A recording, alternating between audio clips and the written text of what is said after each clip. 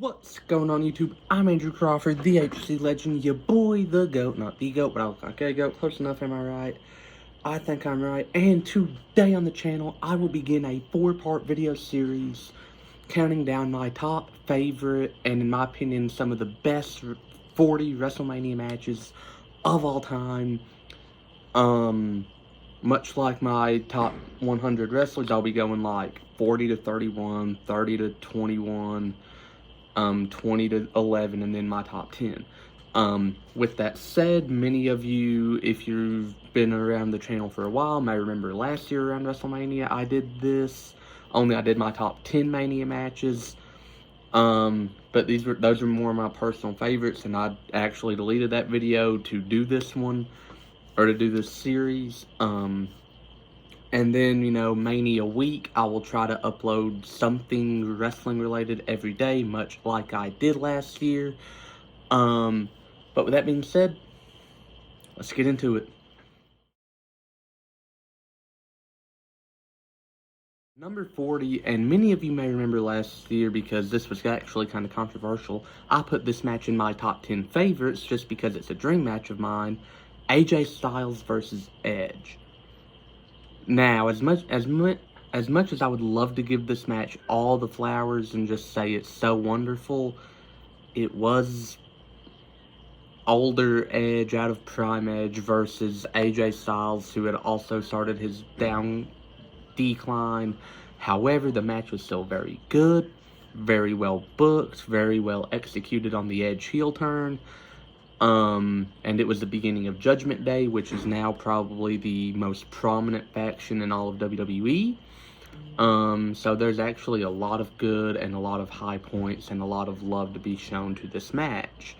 I've actually recently rewatched it, and again, I still think it's fire.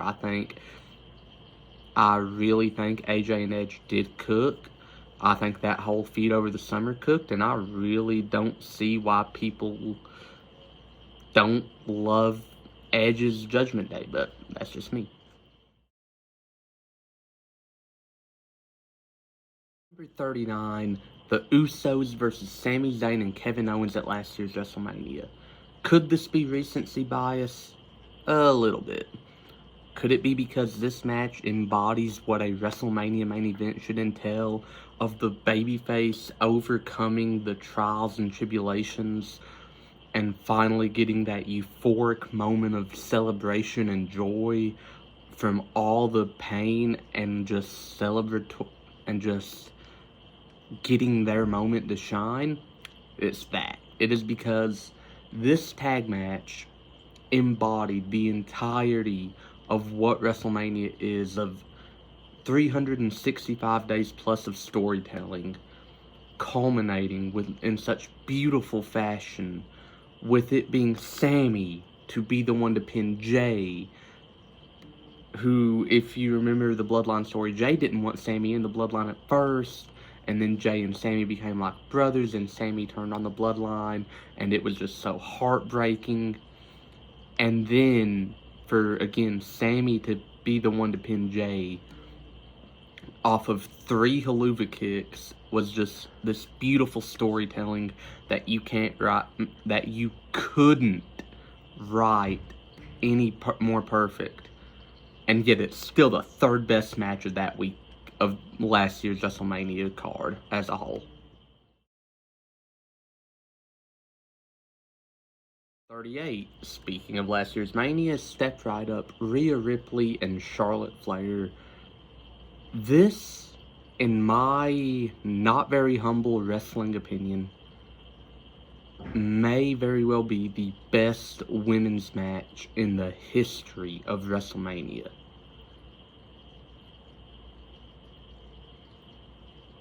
I said it. This match was bell to bell, just a clinic. And there were spots in this match where I was like, I didn't know they were capable of that. Like, there was one bump, Charlotte took it like directly on the top of her head, and I'm like, ooh. And like, not only that, but it's also the coronation of Rhea Ripley truly being the Eradicator and being this dominant force in the women's division that no one can stop. And for the past 365 days, that has been the case with her still, as she is heading towards her match with Becky at Mania this year for the women's world title. And this match is what kickstarted Rhea's epic run she's had.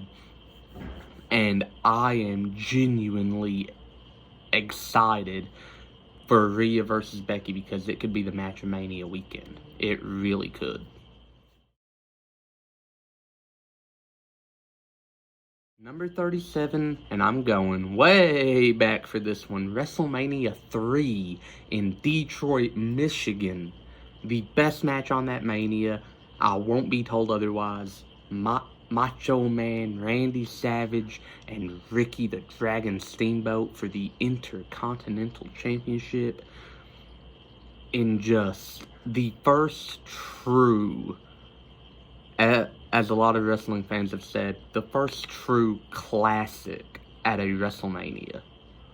The first true, the first true,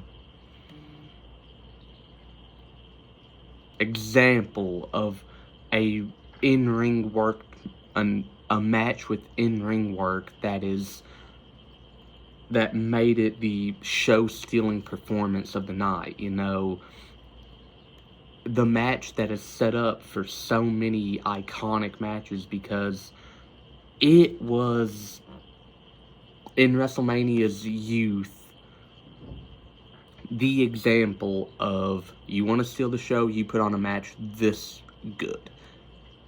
And it is a standard bearer in the history of not only wrestling, but the Intercontinental Championship, which, trust me, there are plenty of Intercontinental title matches to go around. Number 36, convenient because this match happened at WrestleMania 36, and before I say this entry, let me just say, these, first 20 are a lot more sentimental to me, and they're more my personal favorites than they are some of the best WrestleMania matches of all time. However, I think you could make the argument for them. But with that said, Edge versus Randy Orton in a last man standing match at WrestleMania 36. I'm saying it because no one else will. The only reason people hate this match is because it was too long and they don't have the attention span to focus on it. This match was 36 minutes of exactly what a last man standing match should be, of bludgeoning each other to the point, as the rules of the match state, you can't answer the referee's count of 10. Edge and Randy having a last man standing match made the most sense. And I genuinely think that this match gets hated on way too much. I don't know if it's because it was COVID Mania or people just hate the match, but I genuinely thought this match was well booked, well executed, the right person won, it had all the bells and whistles. I don't see why the match gets the hate it does. Edge and Orton, WrestleMania 36, comes in at 36. Number 35, Batista versus Undertaker. At WrestleMania 23, it was actually a really, really good Mania. I think Mania 23 has an argument to be a top, probably 10 to 15 WrestleMania of all time. And this match helps that in a very large degree, as Undertaker won the Rumble, and the next night, so we had 2 to 3 months of story of build-up for this match specifically. All three of the world champions, because for some reason they counted Bobby Lashley, the ECW champion, as a world champion. All three world champions stood in the ring, Batista, Cena, and Lashley. Undertaker looked at Batista first, looked at Cena, looked at Lashley like he was actually going to pick Lashley, and then did a quick, face-off with Batista, signifying Batista Undertaker at WrestleMania.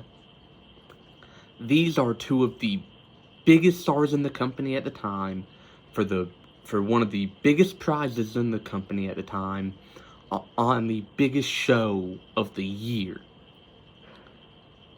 This match was epic. Undertaker won. Obviously, this was his 15th out of 21 straight WrestleMania wins. And him and Batista cooked. They absolutely put on a banger, man. 35, Batista Taker. Number 34, John Cena versus JBL at WrestleMania 21. This match happened on my 5th birthday. And every time I look back at that specific Mania, I realized how major of a changing of the guard it was. How it was the death blow to what the Attitude Era was. We still had some Attitude-esque era things in the Ruthless Aggression era, and I loved that. But WrestleMania 21 was a changing of the guard with Cena, Batista, and Edge, the 3 faces of the Ruthless Aggression era, in my opinion. 3 of the 4 faces winning marquee major matches on the show. Cena winning his first out of 16 world titles against JBL, who'd been champion for 10 months. And honestly, if I had been a fan back then, like, I was a fan back, but if I'd been like my age, I would have had worry like, JBL's gonna win this. Because he's already been champ for so long, they're gonna let him get to at least a full year. But Cena and JB, it wasn't the in-ring classic that you expect when you hear Cena's name at this point. But it was a monumental moment in wrestling history for, again, it being a changing of the guard.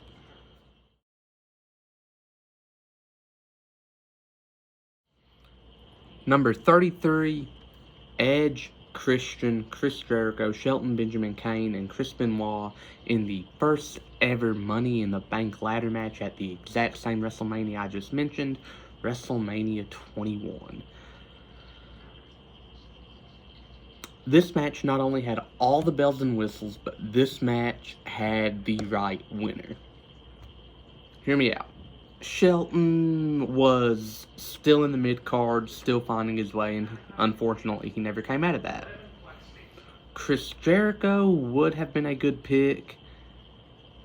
Shelton would have been a good... Anyone in this match would have been a good pick.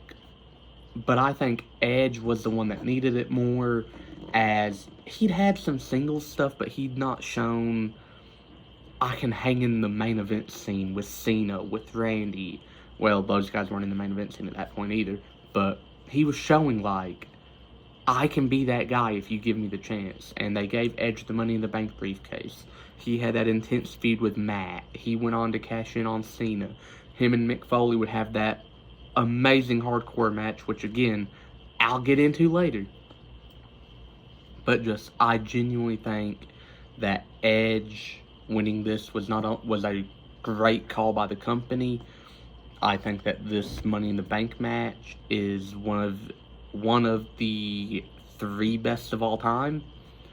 And I think that just what it set up for future Money in the Bank winners was amazing. Number 32, Rock versus Hogan. This, in my opinion, is one of the most overrated WrestleMania matches of all time. It still falls in my top 40 for the simple fact it was Rock, the face of his era, or one of the 2 faces of his era, pardon me, versus Hogan, the undoubtable face of his era, facing off in this clash that you can only get in pro wrestling. Sure, you might have gotten LeBron versus Mike if Braun had came to the league earlier. Mike had waited a year to retire. But you would have gotten old man out of his prime Mike versus young rookie LeBron. Now, obviously, we didn't get like 80s Hogan versus 99 Rock. We got 2002 Rock versus Hogan. But they made this match feel like it was Both these guys were in their prime, and they made it feel like it was for the WWE title, even though it was just a basic match. And what this match would set up with future generation versus generation matches at Mania, with, again, Rock and Cena 2, two of the biggest Mania matches of the 2010s, was, again, iconic. And for us to also get that Hogan face turn, leaving the NWO and going back to the red and yellow Hogan once again, is another huge moment at this Mania. And it is my only match in Mania 18.